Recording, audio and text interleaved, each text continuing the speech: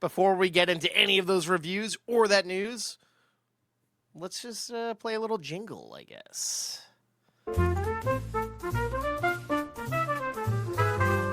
Gather round, folks, it's time for the scoop. Tune your ears in, let's join the loop. Yeah, I don't know what the hell I was saying before You that. try. So I saw where you're going. I'm just like, oh, okay, yeah. Thank you. I didn't works. set it up very well. So yeah, we're in the news section, folks. All right. Paramount has been going through changes ever since they were purchased by Skydance. And yes. some people have praised their moves, while others were baffled by them. But its owner, David Ellison, has been making foolish moves left and right, and especially by throwing hissy fits because Warner Brothers rejected their multiple bids and just can't get it through his fucking skull that they don't want to be in bed with them. But this new bonkers thing that's going on here is the fact that there's this new thing called a plan, I guess they're calling it, called Project Eagle, that is essentially going to make Warner Brothers like TikTok. They want to make a massive library of short-form user-generated content, and they want to roll this out by the middle of the year, and I don't understand why. Who wants that? That's insane. I don't... Can we just keep these worlds separate a little longer, please? And not let this happen in our lifetime?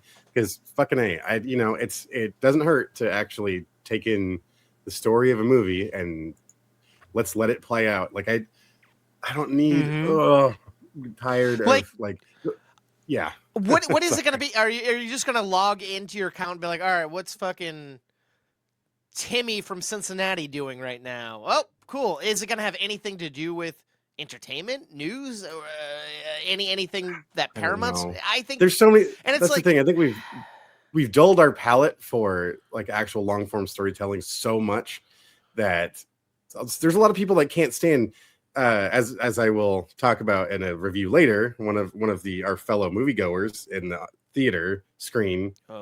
Every boy. fucking time That's never good. a dialogue started, anytime there wasn't any action on screen, whoop, phones out.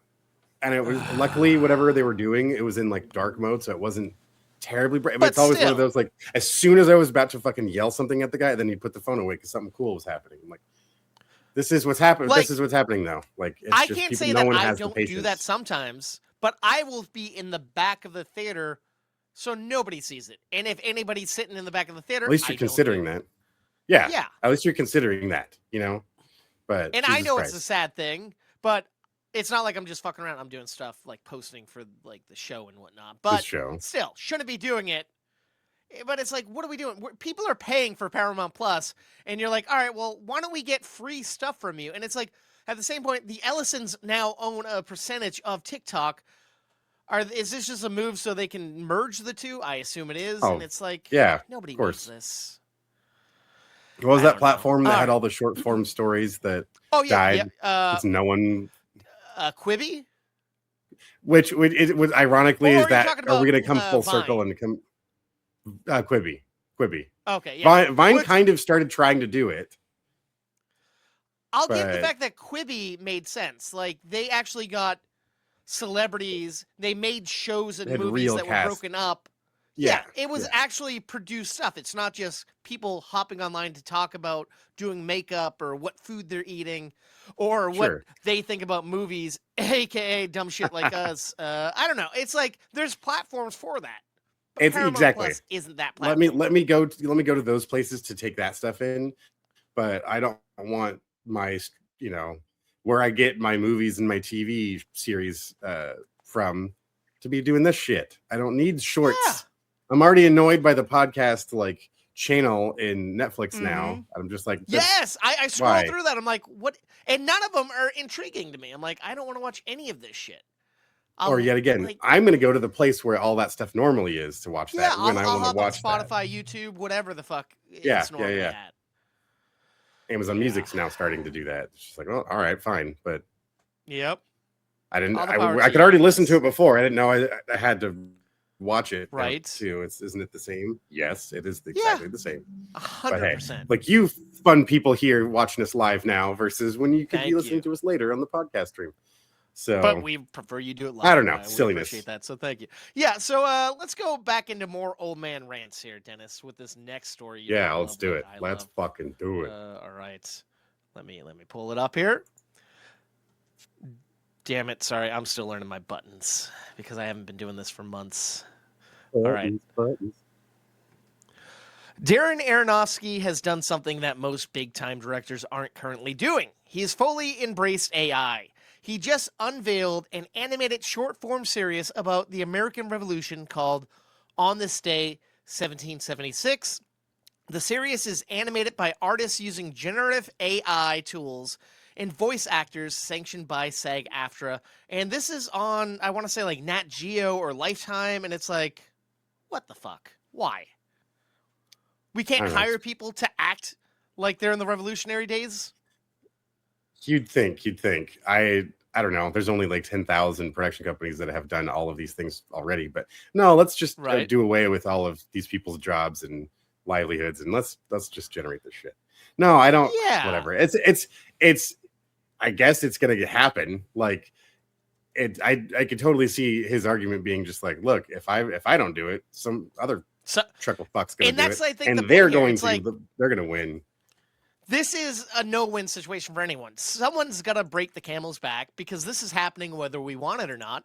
And at least I guess we can say he's using animated artists, but I guess that's what AI people are now, and using SAG-AFTRA people. But it's like, I don't know. I wish. I guess this is going to be the new normal. How long do you think it's going to take before this becomes a full-blown thing and this happening nonstop? And we're watching all AI? I mean, within a few years, there's going to be some sort of mainstream form of exactly this. But no, they've already said that they are looking into ways of generating your own fucking movie. I'm just gonna tell Netflix what I want to see. Yeah. And then how long I want it to be, and then it's gonna spit something out for you. And what would normally probably take days will turn to hours. Will be like minutes. Well, that's the thing. I mean, people are already abusing all this shit. So I wish I had a better answer, but this is just the way it's all going. You know, all that ads. I can now, when you can see bus bench ads and shit and things where it's like, it's obvious, like, wow, so barely anybody even touched this thing. Yeah, it's just like, oh, this is like the sentences sound like a robot made it. There's something slightly uncanny with the picture. Yeah. It's bullshit. Exactly. But I don't know, I guess if there's a way where it can be done in a way where enough hands can be involved, that it can be an acceptable form. Fuck. I'm like choking saying these words. I hate it. There we go. I'm with you. I fucking hate it too, but I know we're gonna grow to accept it because that's what sadly always someone happens. else will. And it's like,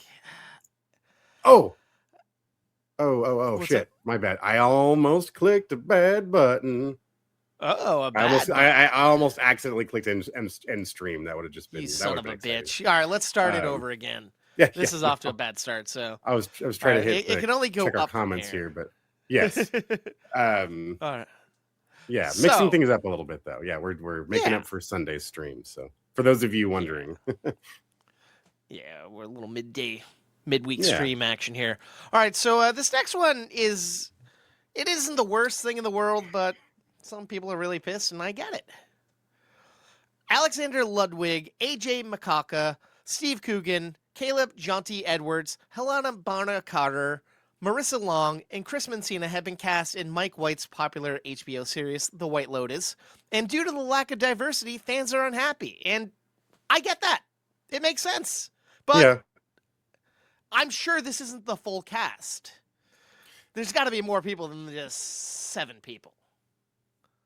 I mean, definitely, because we're going to get the rest of the, because this one's in France, right? Yes. Yep. Okay. Well, this is probably be a couple clusters of characters, but there's going to be more. I mean, especially after the having so much of the story focus on the employees at the resort in Thailand in the previous season. Yeah. I kind of hope there's still something else left these are going to be like the tentpole ones of try to get your people hyped up main for next people, season. but That's definitely legit, going to though. be. That's legit. There's got to be people of color and diversity. Like, you're not just going to have this. But how do you feel about this cast? I mean, I would like to see some diversity tossed in, but I feel like this is a couple of faces I recognize and like, and then a couple of faces I don't know. Which is always interesting like, about the White Lotus. Exactly. It's like there's the ones that you're just like, oh shit, absolutely, I'm on board because XYZ person, I've seen them for years. And then there's always those couple of choices. It's like, oh, I'm not aware who this is, but you've had a profound impact in the way the season's played out. Someone you never knew. You're like, oh, don't kill this person. This person's the best, and they become a new celebrity. I love it. Yes, Mike White's opening the window to everybody. Right. So just have faith. That's all I'm asking. If you're outraged by this, we get it. But Mike White is definitely going to have diversity here. There's no way he won't. There's obviously there's going to be more. There's going to be more to it. I'm confident with, especially the way the show's gone. So. Yeah. Unfortunately, we're just going to have to wait until we get more info on that. Unfortunately, the camera's a little out of focus. Sorry about that, guys. I've been having trouble with this stream, unfortunately. So it's either this or I just turn it off, and hopefully it comes back. It was running just fine right before we got going. That's always the case. Once you go live, shit hits the fan. Apologies. Sadly, we're making the best out of it. Sadly, hopefully. All right, up next is this is fun news here. On episode 232, we talked about some of the casting for God of War, the new Amazon Prime adaptation. Well, now we have two more cast members to talk about. Severance Olafur Dari Olafsson has signed on to play Thor. You might know him as one of the menacing characters over on Severance. I'm sorry I said his name wrong. I am super illiterate. Apologies. But more intriguing, we have Mandy Patinkin playing Odin. Now, that's cool. I was excited to hear that particular casting note there. Yeah. Now, I know there was an actor that Odin was based off of and sculpted and voiced by, but I'm sure they probably reached out to the guy and he didn't want to do it. I would assume. I don't know. I still just appreciate the irony of the actor that voiced Thor is now playing. Yes. Kratos. That is badass. So now he's going to be talking to someone else who voiced his character. But you think like in the back of his head when they have scenes together, he's like, I want to read your lines, motherfucker. Right. Yeah. Right. Or he just does it for fun on his own. I know there's been other people cast, but these are the two biggest ones of the past couple of weeks. Yes. But who doesn't want to see Mandy Patinkin? Oh yeah. No, he's going to be great. I'm going to buy into that 100%. No, I think that's a great casting choice there. Yeah. Well, more casting news here. Cameron Diaz and Stephen Merchant are set to star in an untitled rom-com over at Amazon MGM Studios.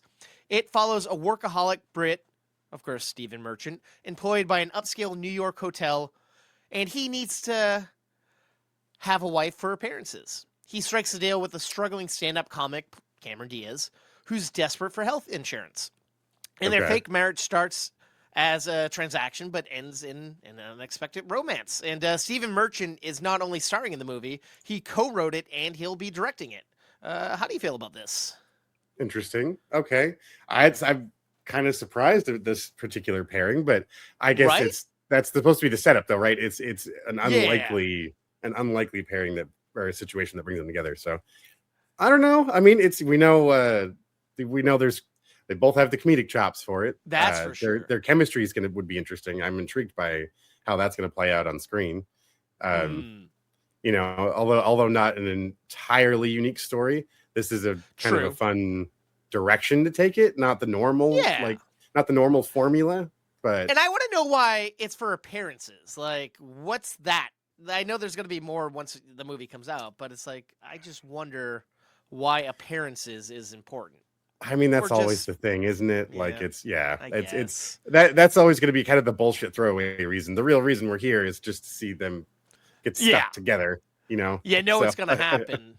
Yeah. And they're not even hiding it in the description of the movie. Like, they're going to end up together. It's like, all right, thanks for ruining the movie that we knew was going to happen. All right, so I've seen it already. Yeah. Great. Okay, so I don't need to go pay money to see that then. Yes, sir. All right. moving on here. Jack Osborne recently told Billy Morrison of the Influenced podcast that he and his family are actively working on a biopic about his dad, Ozzy. Here's what he had to say about it. Cool. That's an active movie that we've been developing with Sony Studios for like 6 years already. We have our decided pick, and I can't say anything, but it's a phenomenal actor. We have a director attached, and we're doing a rewrite right now. Interesting. So it's like, I'm intrigued. Yeah, who's okay? Who's a phenomenal actor that Jack can pull Black. off the gravitas? It's like, is it? But it's such a unique. God, yeah. It's like, who could I imagine carrying that though? Because that is like, it's so specific.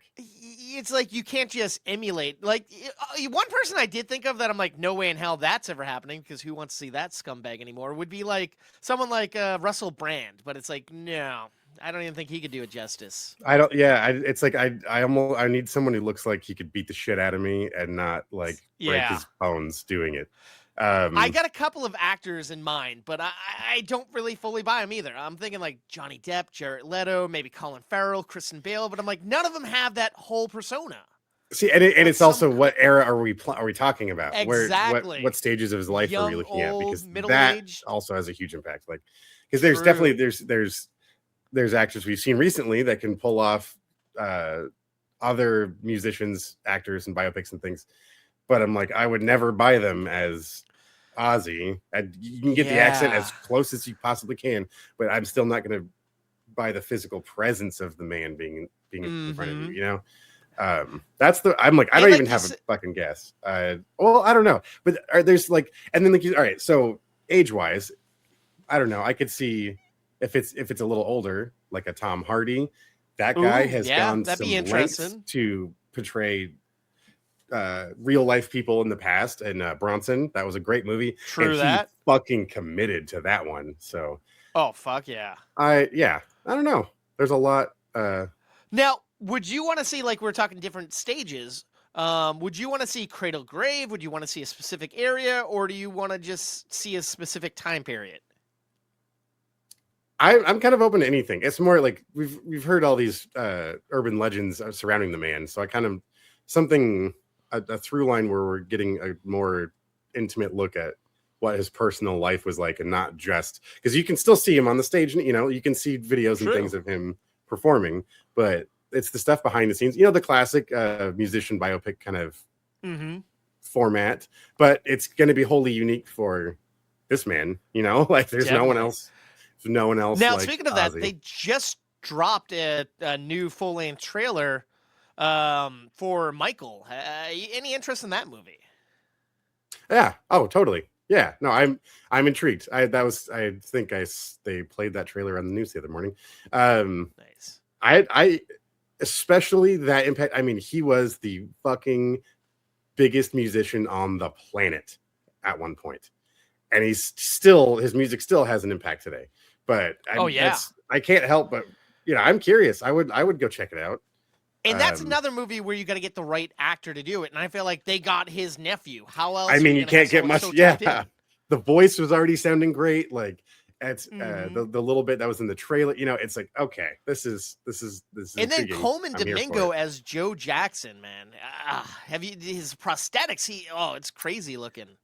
They went the distance, and it's like because you can't half-ass. You could never half-ass this movie because how long have they been talking about making this too? For years. And that's the crazy thing about that one. They shot a whole third act that dealt with the allegations and everything, but apparently they aren't allowed to actually put that in the movie, so they had to reshoot the end of the movie. And there's word that might be a sequel if this movie performs well. Which how does this movie not hit like $1 billion? Like everyone. Oh God, yeah, absolutely. But so anyway, sorry, I digress. Who would you see as a director doing this? Like like I said, he says there's a director attached, but they didn't say who. And anybody in particular you like to see cover an Ozzy biopic? I don't know, because it's like I want anything too fucking. Don't get too crazy stylish with it. If as lame as that sounds, I kind of just want a very raw approach to it. I'm not. Yeah, I don't have a name jumping in my head right away because it's like there's would be a lot of interesting interpretations of telling the story, but that's again where You are we know who gravitating towards? I didn't have anybody when I was asking, but I'd kind of like to see like Tim Burton do a take on it, like get that weird, distinguished look, Yeah, but treat it with delicate gloves. and he will be able to portray the darkness of it. Like it's Like treat it like you treated Ed Wood, but for fucking metal. yeah. Oh, oh god, that'd be cool. Man, That's I'm sold, interesting. but I like that. I like that. yeah. Nice. Nice.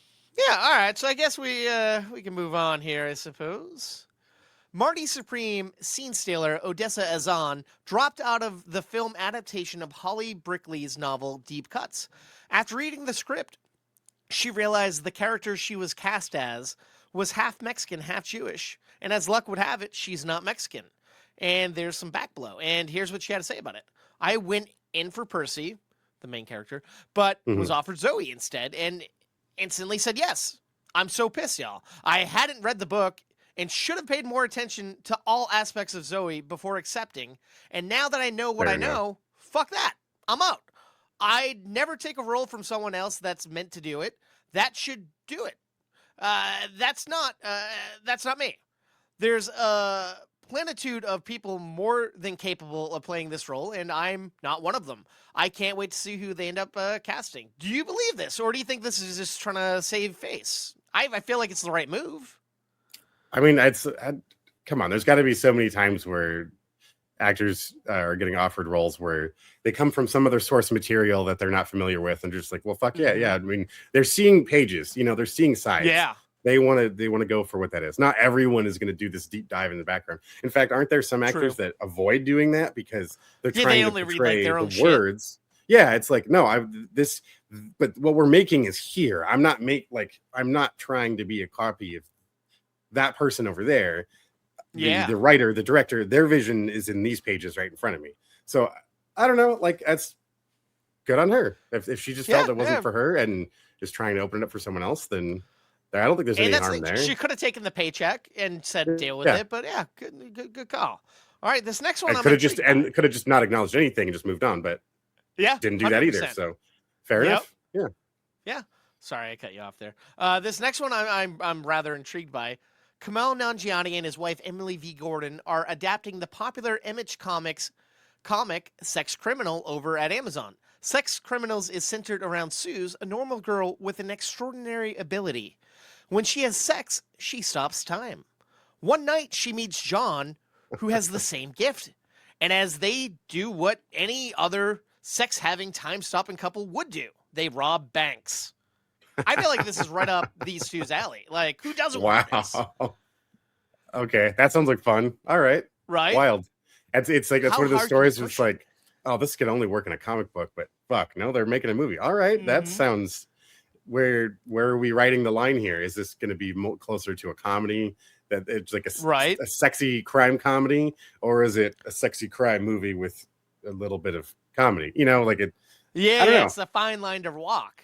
I mean, it's about it's how their powers work, so we know there's gonna be a lot of undertones here. Yeah, it's like it's intriguing. And Amazon isn't afraid to push the buttons. They got the boys doing some of the craziest, raunchiest shit out there. Fucking A, yeah. Absolutely. Yeah, they're definitely they're not afraid of pushing the envelope, that's for sure. It's definitely not something I could see like Netflix scrambling to get a hold of right away, because I think this isn't going to be on Fox or NBC. No, sorry Disney, I don't think this is your movie. HBO is the only other one I feel like would try to take a crack at something like that, but or A24. And how do you feel about Kumail and his wife doing it? I feel like they're probably comic fans, so I feel like. And they're going to have the chemistry that already exists. They're going to know how to play off each other. They're going to know how to draw the right things out from scene to scene. So I like seeing that too. Do you think Kumail might star in it, or do you think he'd just want to sit back? I mean, this is a weird question to ask, but could you see him starring as this time-stopping robber who has sex?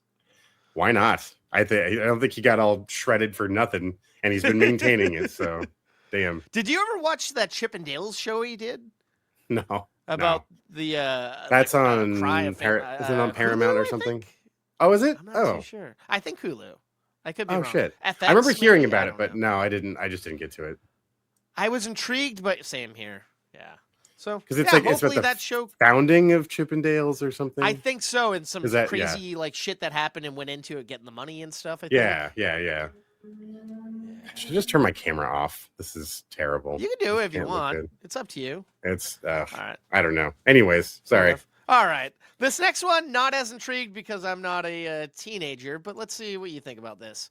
Story Kitchen, the production company behind the upcoming split fiction movie, is in early development on a stale brain rot movie alongside the creators of the hit video game Roblox. Stale Brain Rot is a Roblox game that has players attempt to buy, collect, and sell brain rots, which are absurd meme-inspired characters or items to build an ever-growing collection before rebirthing to chase bigger multitudes of rarer drops. I just said a lot of words that I don't understand. I was already over it so long ago. Yep. I don't know. I also wondered what the fuck a Minecraft movie would be, but that True. kicked ass at the box office. So it's hard for me to knock this. There's definitely an audience for it because that fucking game is still going. I don't understand. It's like a game where you just make up your own games and then people join and play. It's like a role play environment, from what I understand. And then there's different servers that have these different rules set up that are the other games. So it's like, I don't know, I know young kids in my family, like cousins and kids, cousins, they all love this game. So it's like, cool, market, sell that shit. I think and they're gonna have to appease to a lot of these, all these other, ancillary fans, where it's like, oh, I play Roblox, but I always do this, whatever the other game modes are. I played Brain Rot before it was cool. Right. Oh yeah, exactly. Fucking hipsters. I don't know, man. I don't know. It doesn't surprise me, but it doesn't make any fucking sense to me. No, so. Just reading the description, so you're stealing memes. I don't know. But good on them to figure out how to make a movie. Someone smarter than us. We're not Legos. We're not Minecraft, but we're kind of both. We're in between. Yeah, exactly. All right, let's move on because clearly we don't know what the fuck this game is. Universal is adapting the hit Broadway play John Proctor is the Villain. My apologies. The play is set in rural Georgia at a school where 5 young women grapple with the Me Too revolution as they study Arthur Miller's The Crucible.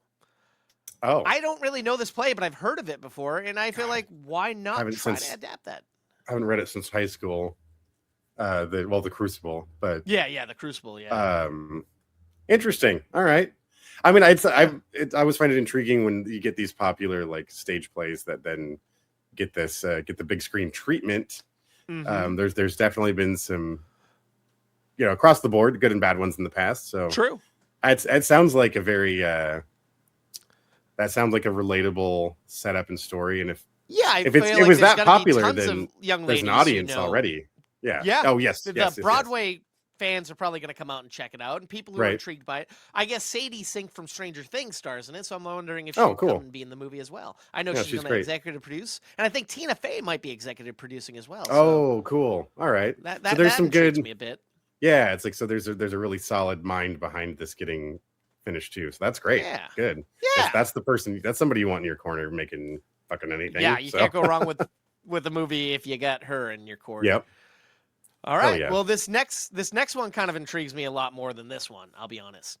After the success of Good Burger 2, Keenan and Kel are following in the footsteps of Abbott and Costello by making a horror comedy titled Keenan and Kel Meet Frankenstein.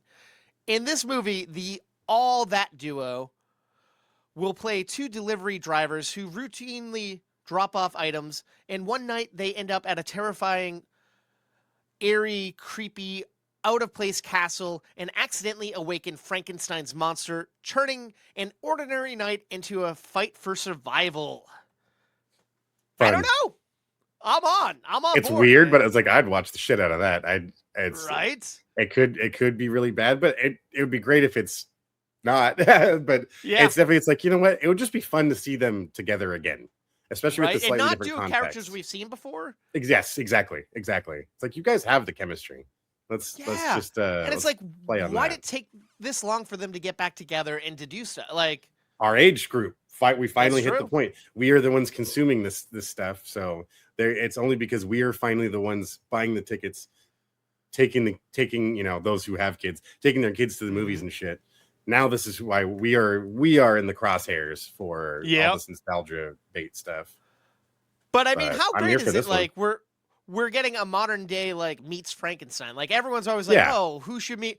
Whoever would expect Keenan and Kel out of nowhere? Kel. Like, perfect. Those guys are Right. genius for coming up with this shit. I think it's a smart play, and we'll just have to see how it plays out. Speaking of Keenan, did you see he was recently at, I want to say, a Mighty Ducks game? I guess like a big anniversary. Oh, game. yeah, And him and his son held up a script for Mighty Ducks 4. Oh, Yeah. Oh, wow. Because Well, I know I mean, last year Emilio said he wrote one to make up for what happened with Game Changers, and Right. apparently the studio was mixed on it. But do you think maybe Keenan's throwing his star power into it? And do you I was think about to that say, might? if you could bring a bunch of the cast back, that is honestly, I mean, that's what would get, again, our age group to show up and see that. I mean, because they still follow Sean Weiss. Yeah.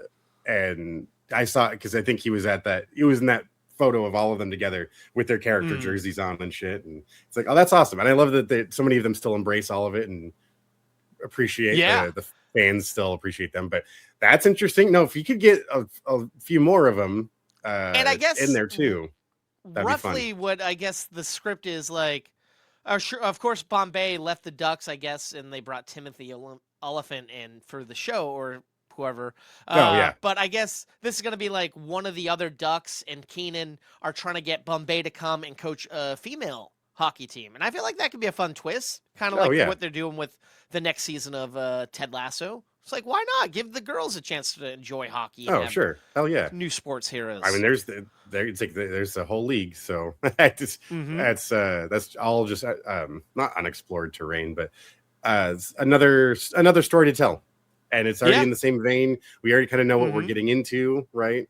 It's just going to be a little more. It's funny. I actually just rewatched Mighty Ducks the other night. I had it on the background. I was like, nice. Fuck, I'm just gonna. It's like I was just killing time before, as I was dozing off for bed. I ended up staying up and watching the whole thing. It's like, I still. It's funny how that happens. You're like on the edge of passing out, and there's like, oh shit, I'm intrigued by this now. Right. The cast is great. The kids all did an awesome job in that movie. It's back in that golden era of Disney live action '90s family films. Yeah, it's still great. Astounding how something like that can like still have legs and stand up, being 25, 30 years old, and know what's gonna happen, but it's like, fuck, this still works. Right. So why not do it? Sure, the show might not have worked, but a movie? Hell yeah, that could work. That's the format the story is supposed to be told in. It's how we got 3 doses of it previously. Exactly. So changing it up too much is kind of really what helped hurt it. That and all the ridiculous disagreements that caused the cast to leave. But true. We're past that now, right? So we're in a new day. That's right. All right. This next one slightly intrigues me. However, there's not enough to fully talk about.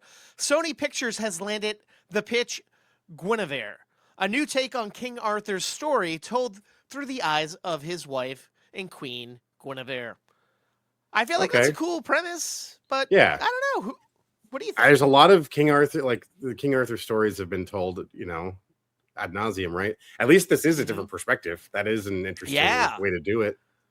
Then we just need to make another one from the perspective of the dog in the painting you found here.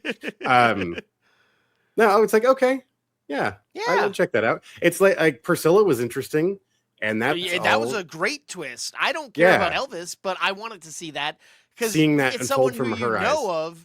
But you're getting that in-depth look and seeing how maybe this guy you idolize wasn't as good as he put out to be. And there was a lot of messy business going on there, and I appreciate the alternative angle to things. I mean, just two episodes ago, the Ugly Stepsister. Oh yeah, a story we're very familiar with, but now we're reimagining it from a very specific perspective, and that was very entertaining to me. So. Yeah. I'm with you. Yeah, So hopefully I like these that comes out within the next few years, and we'll be talking about that, reviewing it on the show, hopefully. for sure. All right. All right, another one that is intriguing here. In celebration of production beginning on John Rambo, director Gilmari Heldander posted the following on X. When I was 11, I saw First Blood for the first time, and it changed my life. Rambo wasn't just a film to me. It stayed with me, growing up, and was a defining influence on why I started to become a filmmaker. As we begin production on the origin of John Rambo, we're going back to the beginning. This is Rambo stripped down, raw and real. A survival story about endurance, persistence, and loss of innocence. It's an honor to shape this next chapter with deep respect for the character and the legacy, and bring audiences to the start of John Rambo's journey. And this is, of course, the guy who made the action-packed film franchise Sisu. So how do you feel about that? Do you have faith in this now, or? I'm excited. I mean, it's. I think this is the right direction to take the story, so that we don't keep trying to regurgitate present day Sylvester Stallone on screen for a Rambo movie. Let the man sit down. Get him some juice. Go have a rest, Grandpa. It's okay. I mean, I loved the first 3 Rambo movies. There's a reason why you reviewed they them did. Not too long ago, a couple of seasons ago. You reviewed them. Yeah, and the first one still is fucking great. That's now like in the rotation of I got to watch it at least like once a year, because it's just I get it. I get what he's trying to say there. It is such an intense, brutal, but beautiful telling of this story that like it's visually.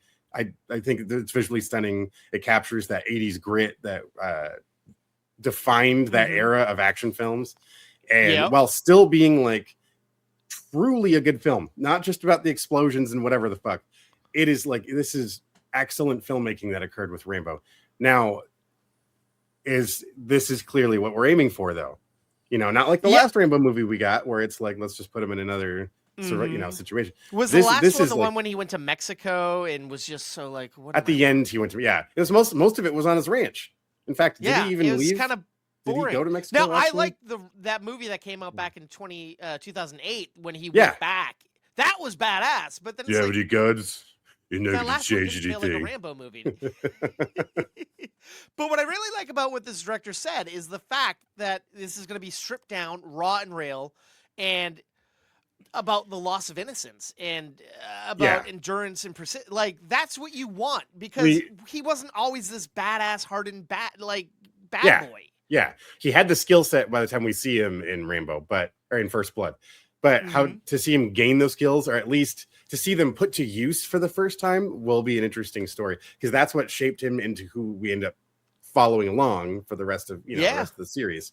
So I think that's an intriguing setup. I would definitely be checking this one out when it finally is released for all of us to enjoy.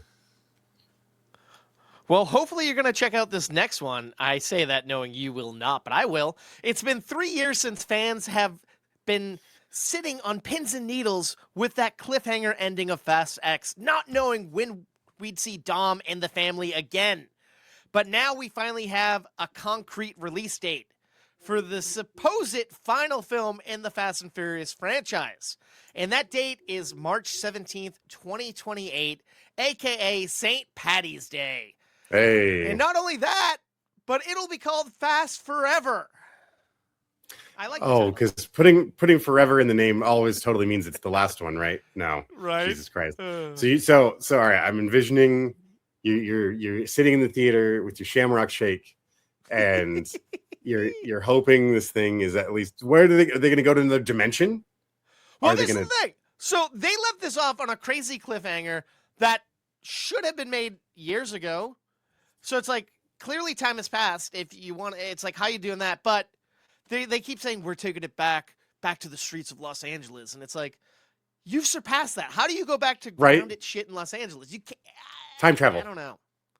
Fucking time travel. I don't know. How else are you gonna how else do you keep topping this shit? You can't go to space again. That's lame. the bottom of the ocean. Have we done like the ocean floor? For some We fucking have. reason? We did the frozen tundra in Fast. Oh. I want to say 8. With that cool 6. like tank thing, right? Yeah. I remember. I've seen clips. Yeah. Okay. Well it was then, bitchin'. aliens. There's not much this franchise hasn't done. Time travel, aliens, dinosaurs. Well, street racing dinosaurs. Dude, that'd be fantastic. Crossover with Jurassic World. You gotta. There you Still go. Universal and Universal action. Now we're basically making Cruising USA. Dude, it's bound to happen eventually. Cruising World, I guess. It's just so wild to think that like we got the perfect date, St. Patrick's Day, because who doesn't love the Irish? Family. The Irish don't love anything more than family. Guinness. Whoa. I'll never drink that filth. But I will in this one, I guess. So, I don't know. Funny. I'm not going to lie. I joke, but I am super excited for this. Of course. Oh, no. Yeah. like and you know, a lot of other people will be too. And oh, hell yeah. no, I mean, it's not this is the finale? Fuck. Oh, hell no. Come on. Until each and every one of them like physically can't move anymore for one reason or another. And even then, fuck, they're just gonna put new blood into it, and they're gonna till Vin Diesel dies, man. How does he not? How did? But by then, they've added to the cast so much. Those other people that were in the last few, they're just gonna take over the series. But that's the thing. Every movie, we get a new villain. That villain becomes a part of the family in the next movie. People are having kids, so they're just setting us up for generations, fast generations.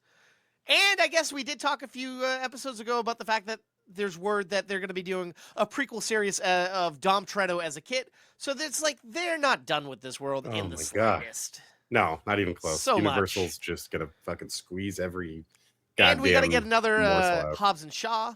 How do we not get another Hobbs and Shaw? Is there another dynamic duo in the series that could get their own spin-off too? I know you haven't watched this, but yeah, Ludacris and Tyrese. Oh well, man, there you go. Fuck yeah, all right. Han and his lady. Yeah, there's so many different categories we could do here. Okay. I'm surprised they haven't done another. They're not going to have like another series going all together of just again a lot of these other characters and stuff. But I think there might be an animated children's show on Netflix about Fast and Furious, if I'm not wrong. Oh, because that makes sense. That's hilarious. That does sound familiar. As you say that does sound familiar. Actually, I mean they did the same thing with Jurassic Park, which should be like terrifying, but that's a kids show. Yeah, people liked it. Yeah. Okay, Fast and Furious Spy Racers. Adventures abound as a group of teenagers infiltrate an elite racing league controlled by nefarious organization that is bent on world domination. Because that's what Fast and Furious is all about, folks. Kids infiltrating dangerous organizations. That's right. Let's see. This is the 90s Disney era we're coming back to, putting kids in peril. Yes. That's the only way to do it, Dennis. That's right. Kids shouldn't survive everything without a little bit of intrigue and mystery. Yeah, exactly. They're the ones bringing down the fucking international drug cartels, and yeah, they are. Yeah, spy rings. All right. I don't. Yeah. Yeah, it's crazy. But even more crazy is this next story. It saddens me a bit. Sydney Sweeney and Noah Centinneo's live-action Gundam movie has found a pretty interesting distributor. And that distributor is a little company called Netflix. So for those of you who thought it would be badass to see some of your favorite mechs duking it out on the big screen, you're unfortunately not going to see that anytime soon. Which I feel like that's completely missing the fucking mark. But the point, I want to see it huge, man. Come on. We had this same conversation about Voltron going straight to Amazon. Why are they making movies we want on the big screen and dumping them on the little screen? We can watch the anime or the cartoon at home if we want to watch it on the little screen. The actual source material that is still like excellent. No, I think this is such a miss. I think it also speaks to just how much faith they actually have in these projects. True. And it's you're kind of just like, well, yeah. But they're coming on to produce this and distribute it. So it's like, why are you taking it if you don't want it? Just because a name in a project that should make money? Exactly. It's like if they'll have to at least come to us to finally watch this thing. And it's like, well, yeah, I guess, but Now, maybe I'm wrong. I could be wrong because I guess if the Warner Brothers merger does go through, I guess maybe they release it through Warner Brothers. But I don't know. That's I not feel like like a retroactive kind Netflix. of thing. I don't know. That sounds like the thing's already in place. That would be Yeah. that's a huge leap to then go. All right, now we're sending this fucker to theaters. I'd be True. surprised unless Netflix finally decides like we're gonna start running things in the theater Mhm. circuit. For more than a week. As we Yes. talked last week, they did say supposedly they're keeping the 45-day window at Warner's, but that doesn't mean for their films. Yeah. I would like. Yeah. It's. I think it would be cool if they did start running stuff on the big screen like that.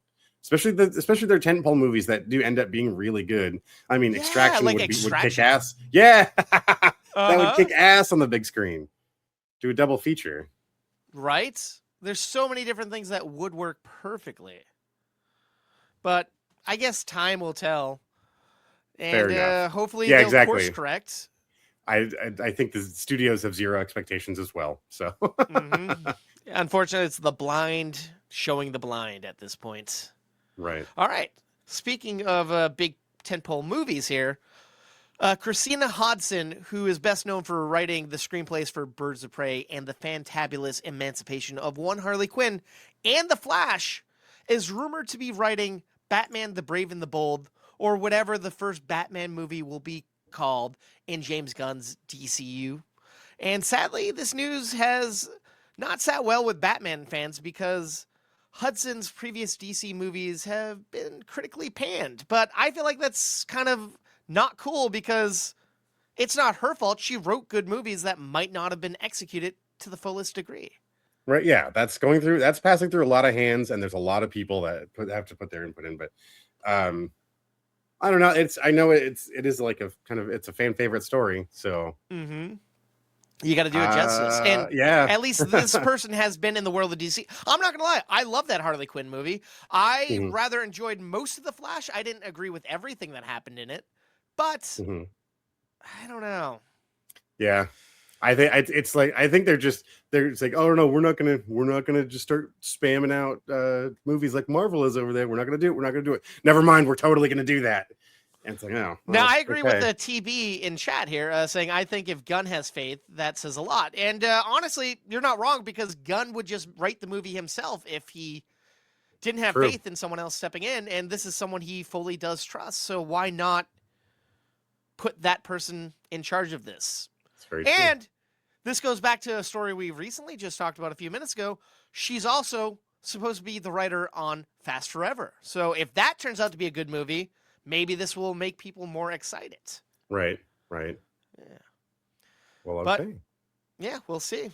But staying in the realm of superhero movies here, Puck News claims that Ryan Reynolds is currently developing another Deadpool movie.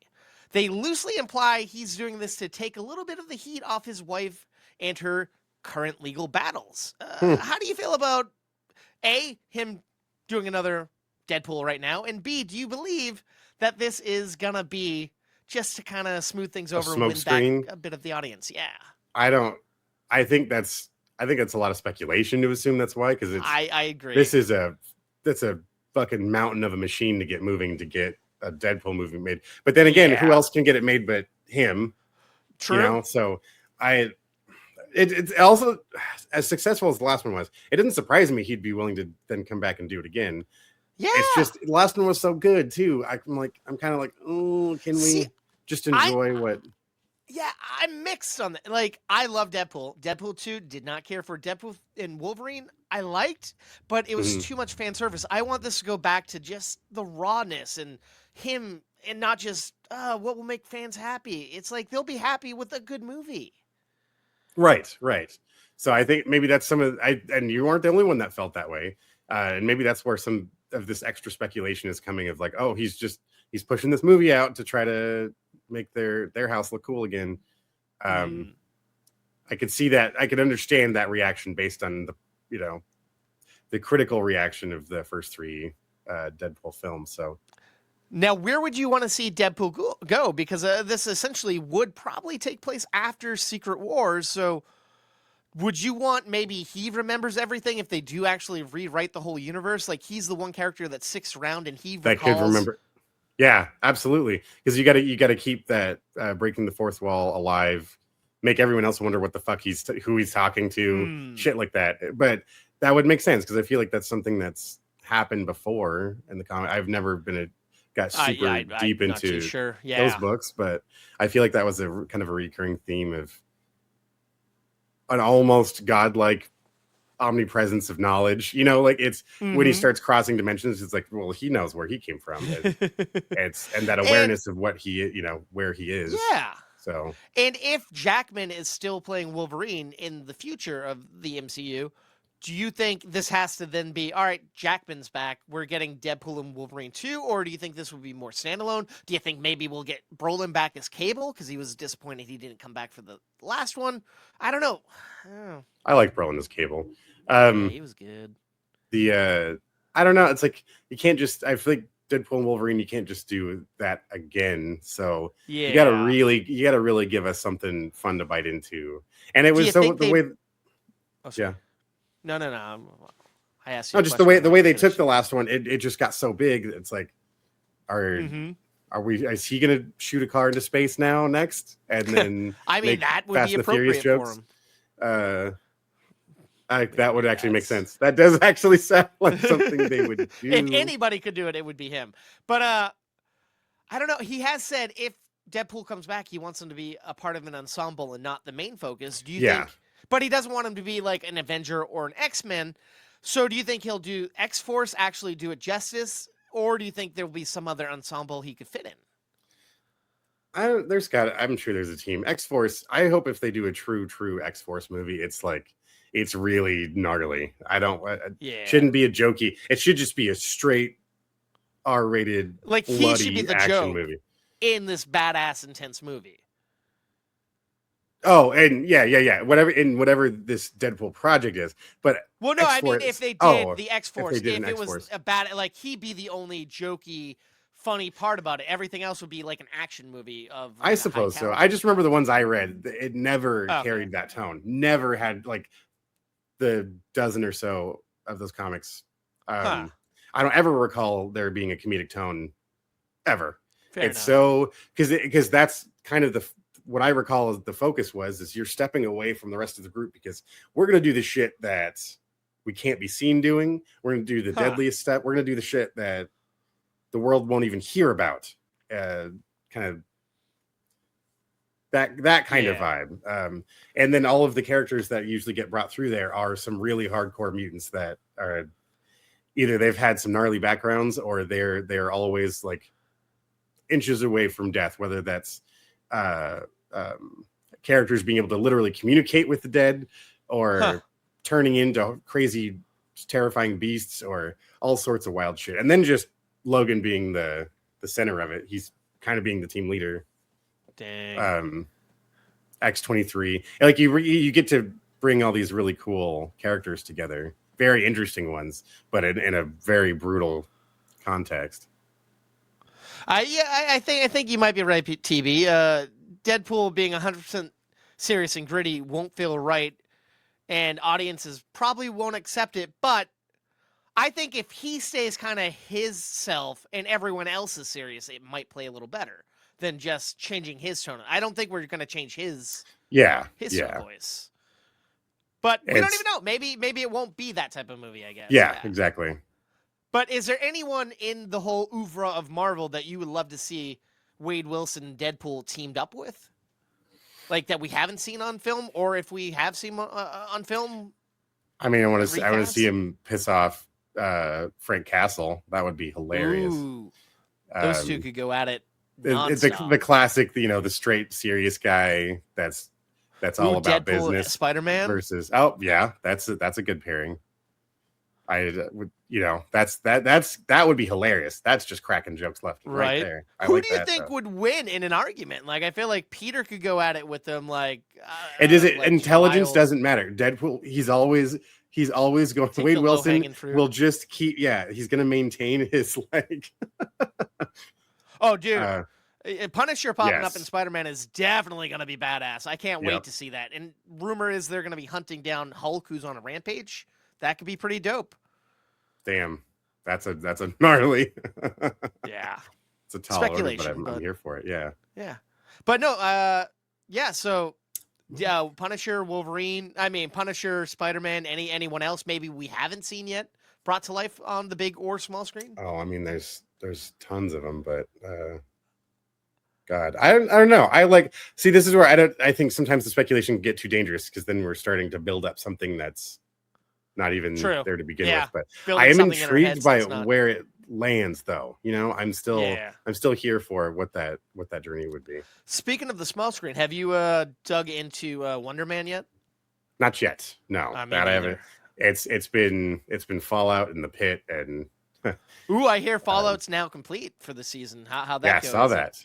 I haven't caught it. I haven't finished okay. watching it yet. I'm still Okay. an episode behind. But those are the ones we're working through. Fair enough.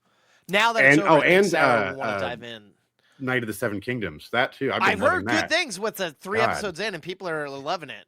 Yes, I like our focus on one guy. You know, like it was so easy to just kind of go off on all these threads in the other series, but this has been so much fun just to watch his journey, and the performances are great. The right level of comedy and drama. I'm very into it now. And this is what, half-hour episodes, and I think they're only doing like 6 or 8 episodes, right? So it's gonna be. I think this one's short, yeah. Because it's based on a short novella, right? Not a. I believe so. Because Martin is still involved in this, the way this story was written. So, which I hear he's not happy with what's going on with House of the Dragon. House of the Dragon, right? House of the Dragon, yeah. I mean, yeah, but fucking, he's sitting on his pile of money. He's making it one way or the other. He should focus on the writing of his novel. Yeah. But well, who knows? We may get it. I've been enjoying this. I've been enjoying watching it. So fair enough. When it comes back around, I'm gonna watch the new one. You know, the new season. But I haven't seen. I saw like the pilot. I still got to get back into it. Ooh. But I haven't.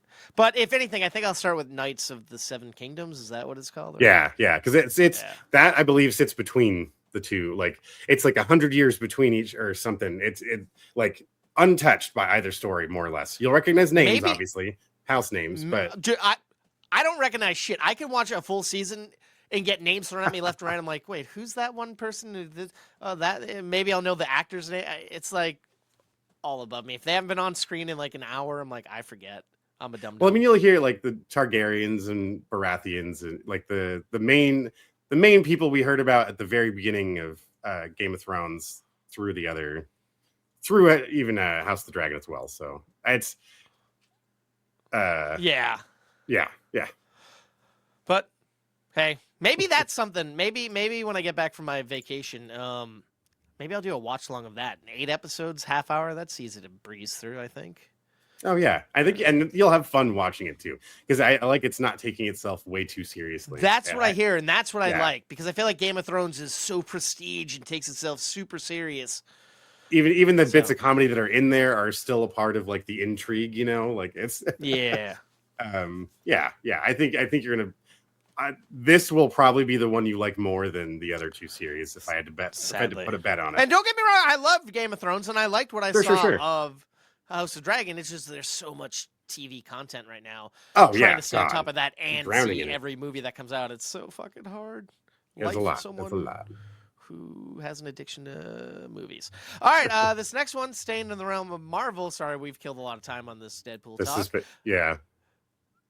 John Roca of the Hot Mic podcast says he has a insider working closely with Marvel, and apparently Marvel's considering splitting up Avengers Secret Wars into 2 movies because it's such a long script. And I don't know, I feel like that makes sense. They did similar thing with Infinity before. And, it's War. like that doesn't surprise me at all, and that's probably the better way to do it. So at least the parts that the fans of the original story can feel like they're giving attention to the thing that they liked about that story arc. So it's just sensible. At least 2 movies. I would, like you just said. And I guess when you look at it with Doomsday, that's kind of like the prequel. So it could essentially play as its own little trilogy, possibly. Right? Yeah. And that makes sense to me. It's worked for him in the past. I get there's so many characters and so much story, but do we need like 6 hours of it? I mean, yes, it'd be awesome, but some things are cut for reasons. Like, why not you're hurting for content on Disney Plus. Why not do a cinematic movie as a series on Disney Plus? You'll have the viewers, but I guess you're not getting the box office. I don't know. Because yeah, and you're also, because you want the box office prestige, and you also want to maintain that, like, the line between the two, you know, because it's especially, we've both heard people talk about lumping all of the Marvel series together, just like, I don't watch the show, you know. Yeah. And it's like, oh, that because that's a show, it's not going to be as good as a movie. It's like, well, in some cases Right. it's true, in other cases it's not. So I don't know. It just seems sensible to me to break it up into bigger movies. I like seeing the big spectacle movies too. I don't want to have to watch it at home on the small screen. It's an event. I want, and everyone's excited. You're not Yes, getting assholes exactly. pulling out their phones talking. People are glued to the screen. And even if they saw it 4 times, they're going back because it's that fucking good. Yeah. How we used to see movies. So. Yeah.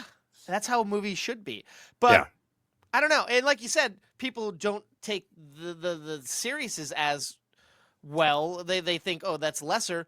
But case in point, everyone thought Wonder Man was going to be a flop because it sat on the shelf for like 2 years, and Disney decided to drop it all at once. But people are saying this is one of the best Marvel shows we've gotten. So it's just nobody knows. You just need the right writers, the right directors, and the right cast, and you got something special. Absolutely. And word is that Kevin Feige is going back to his old school way of doing things and just focusing on these 2, we'll call it 2 for now because it's unconfirmed if there's going to be double feature of the next Secret Wars, but he's just been focusing solely on the Avengers movies and letting other people handle the other stuff. And I feel like not stretching himself so thin is probably a good thing in the case for everyone. Mm-hmm. I'm just running my mouth. I don't know why I said so much. Sorry.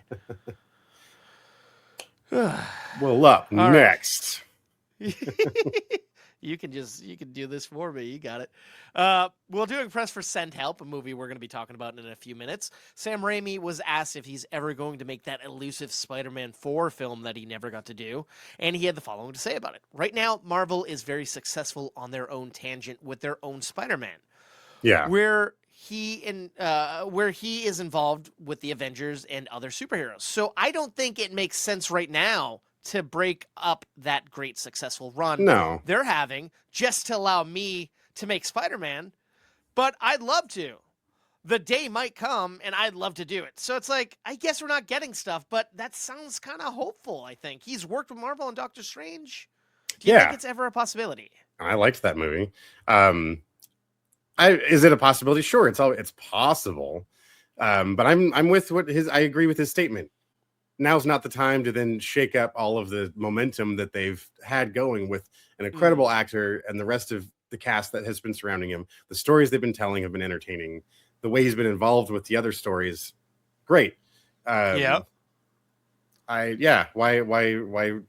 the boat? When again, he's still, it's still Sam fucking Raimi. He can make all sorts of killer Marvel movies, other superheroes. Yeah. And have fun with that. I don't know. Sam Raimi's always going to be Sam Raimi, so and I'm always going to have a soft spot for that trilogy.